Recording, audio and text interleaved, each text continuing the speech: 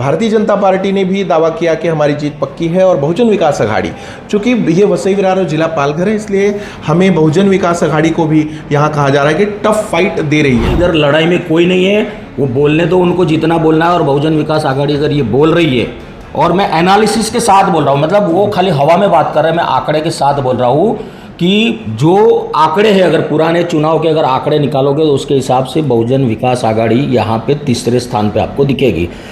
पालघर में चुनावी जमीन तैयार हो गई है, सारे जो कैंडिडेट्स हैं वो मैदान में उतर चुके हैं। अब कुछ सस्पेंस नहीं है, अब सीधे तौर पे लड़ाई होगी। लड़ाई मुद्दों की, लड़ाई जनता के हित की, लड़ाई देश के विकास की, लड़ाई जिले के विकास की, और इसमें जनता का साथ किसको मिलता है ये जानना बहुत ज़रूरी होगा। बहुजन विकास अघाड़ी, भारतीय जनता पार्टी और यूबीटी जो है इंडिया गठबंधन की, ये जो तीनों हैं कैंडिडेट्स, इनके बीच त्रिकोणीय श्रृंखला जो है वो माना जा रहा है कि इन तीनों के बीच ही मुकाबला होगा। और दावेदारी तीनों पार्टियां कर रही हैं कि बहुमत उनको ही मिलेगा, जीत उनकी ही होगी। अब देखते हैं कि इसमें कौन बाजी मारता है, जनता का साथ किसे मिलता है। लेकिन हम मुद्दों की बात करेंगे, सबसे बेहतर विकास कौन कर रहा है, एक एक कर हम सभी से बात करेंगे। हमारे साथ भारतीय जनता पार्टी के जो वसई विरार जिलाध्यक्ष हैं मनोज बरोड़ जी, और उनसे चर्चा करेंगे कि उनकी जो पार्टी, कल उनका नामांकन हुआ है और वहाँ पे भी गाजे बाजे के साथ भारतीय जनता पार्टी, बहुजन विकास अघाड़ी और अन्य कुछ क्षेत्रीय दलों ने भी नामांकन किया है। चर्चा करेंगे, हम विकास पे बात करेंगे। सर, स्वागत है आपका मेट्रो सिटी समाचार में। बताइए, कल का जो नामांकन रहा उसमें ये दिखा गया कि दोनों पार्टियां, दोनों इसलिए मैं कह रहा हूं क्योंकि तीसरी पार्टी ने पहले नामांकन कर दिया था, तो दोनों पार्टियों ने वहां दमखम दिखाने की कोशिश की। और भारतीय जनता पार्टी ने भी दावा किया कि हमारी जीत पक्की है और बहुजन विकास अघाड़ी, चूंकि ये वसई विरार और जिला पालघर है, इसलिए हमें बहुजन विकास अघाड़ी को भी यहाँ कहा जा रहा है कि टफ फाइट दे रही है। आप क्या कहेंगे? देखिए, सवाल जहाँ दमखम का है तो वहाँ भारतीय जनता पार्टी दूसरे लोगों को वो शक्ति प्रदर्शन करने की आदत होगी, हमें शक्ति प्रदर्शन करने की आदत नहीं होती है। ये जो हमारा जो कल आपने देखा होगा, कम से कम 10 से 12 हज़ार का कार्यकर्ताओं का हुजूम वहाँ पे था। वो कार्यकर्ता अपनी मर्जी से आए थे, क्योंकि उनको जो उम्मीदवार जो चाहिए था, एक पढ़ा लिखा एक युवा जो उम्मीदवार चाहिए था, वो पार्टी ने हमें दिया था। तो वो अपनी मतलब एक भावना व्यक्त करने के आए थे कि उम्मीदवार को बताने कि हम आपके साथ हैं। अन्य लोगों को ठीक है, उनको शक्ति प्रदर्शन करके दिखाना होगा, हमें शक्ति प्रदर्शन करने की कतई ज़रूरत नहीं है। जहाँ सवाल आपका रहा कि चुनाव को लेके, जो मतलब हर कोई बोल रहा है कि हमारा उम्मीदवार 2 लाख से चुन के आएगा, एक बोल रहा है 1 लाख से चुन के आएगा, तो उनको मैं बताना चाहता हूँ, मैं पॉलिटिकल स्टेटमेंट नहीं दे रहा हूँ, मैं प्रैक्टिकल स्टेटमेंट दे रहा हूँ, क्योंकि ये जो चुनाव है वो गली का चुनाव नहीं, ये दिल्ली का चुनाव है।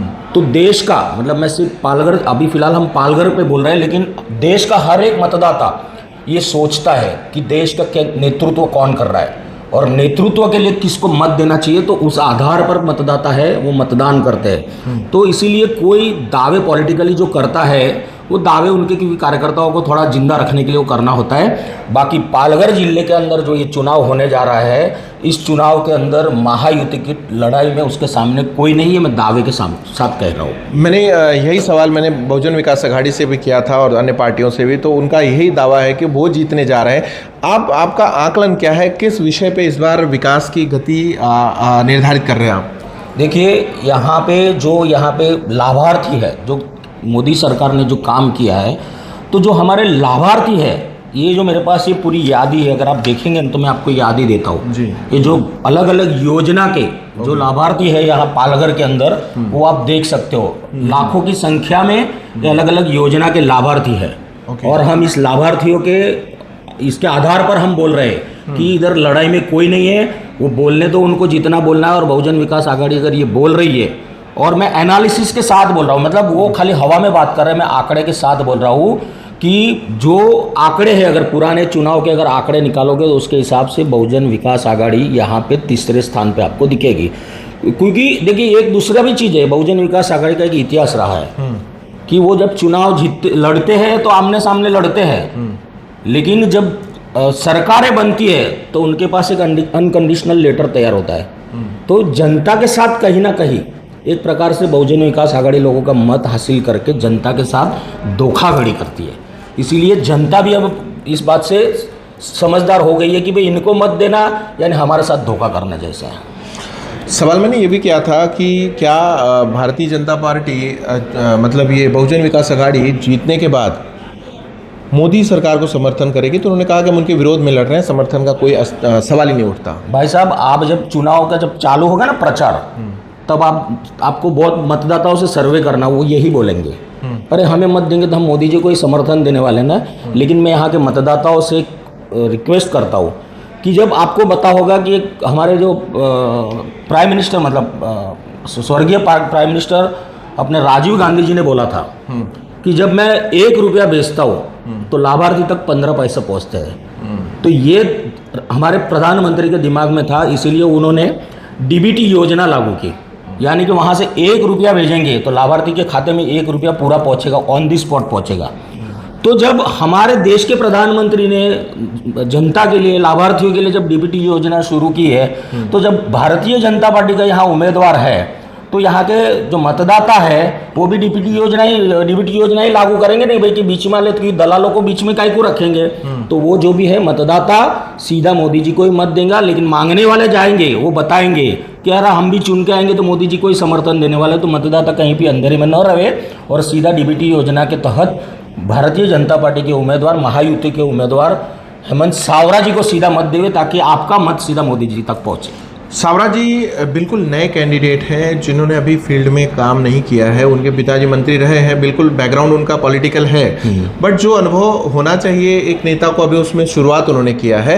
तो क्या कहते हैं, इतने सारे धुरंधरों के बीच आप लोगों के साथ किस तरीके से आप लोग ये विश्वास हासिल करेंगे लोगों? देखिए, सावरा जी जो हेमंत सावरा जी है, वो अपने एक्स मिनिस्टर जिनको पूरा महाराष्ट्र जानता है, पालघर ने उनके लड़के हैं। उसके अलावा वो जो है हमारा जो देश का सबसे बड़ा जो संगठन है आरएसएस, उस आरएसएस से आया हुआ एक कार्यकर्ता है। इसीलिए उसको जनता की परेशानी, जनता का दर्द, क्योंकि संघ से आया हुआ कार्यकर्ता हमेशा देश हित के बारे में सोचता है, इसीलिए वहाँ के आया हुआ कार्यकर्ता है। इसीलिए यहाँ की जनता की समस्या, खुद डॉक्टर भी है, उन्होंने पीएचसी सेंटर में काम किया है, तो यहाँ की जो समस्या है, लोगों की, गरीबों की समस्या से भली भांति वाकिफ है। और रहा सवाल उनका चेहरा, मतलब लोगों के नया उम्मीदवार के तक, तो वहाँ सोशल मीडिया आज की तारीख में ऐसा पावरफुल है कि आप उम्मीदवार को 24 घंटे के अंदर उनके घर तक पहुँचा देते। और हमारे हजारों कार्यकर्ता जो कल आपने देखे, वो जब रास्ते पे उतरेंगे तो एक ही दिन में हमारा उम्मीदवार उनके घर तक पहुँच जाएगा। पालघर जिले का 2 हिस्सा है, एक वसई विरार हिस्सा है और दूसरा जो है हिस्सा है आपका पालघर का हिस्सा, जहाँ पे ग्रामीण है और ये आदिवासी जिला कहा जाता है, पिछड़ा जिला कहा जाता है, क्योंकि यहाँ पे विकास की ज़्यादा तेज़ी से आवश्यकता है। ऐसे में जो 2 हिस्से हैं, एक वसई विरार का हिस्सा, इसके विकास के क्या मुद्दे हैं जिन पे आप काम करेंगे आने वाले दिनों में, और पालघर के लिए क्या करने वाली बीजेपी? विकास जो है, यहाँ के जितने भी विषय है वो हम जब हमारी बैठक होगी उम्मीदवार के साथ में, यहाँ की बहुत सारी समस्या है और हम सिर्फ समस्या उनको सुनाएंगे नहीं, लेकिन जब चुन के आने के बाद यहाँ की जितनी भी समस्या है, प्रमुख समस्या, सब हमारे दिमाग में है। और वो जब तक उस समस्या का निवारण नहीं होता है, तब तक हम भी हमारे उम्मीदवार को चुन के आने के बाद हमारे सांसद को हम सोने नहीं देंगे। जो जनता को हमने वादे किए हैं, चुनाव में जो वादे करेंगे, वो वादे की वचन पूर्ति जब तक नहीं होगी, तब तक हम हमारे सांसद को सोने भी नहीं देंगे। वसई विरार में बहुजन विकास अघाड़ी ने कहा है कि हमने सारा विकास किया है और हमने सारे लोगों को मतलब एक तरीके से लोगों को जगह और ये सब सारी पानी की सुविधा और सब सारी चीज़ें हमने दी हैं, तो उसमें उनको ज़्यादा जनता का मत मिलेगा। नहीं, विकास किया है ना उन्होंने। जितनी हमारी आरक्षण की जगह थी, जहाँ बच्चे को खेलना चाहिए था, जहाँ गार्डन होने चाहिए थे, उन जगहों पे अवैध निर्माण करके अपने कार्यकर्ताओं का अवश्य उन्होंने विकास किया है। जनता का क्या विकास किया है वो तो जनता चुनाव में जवाब देंगी।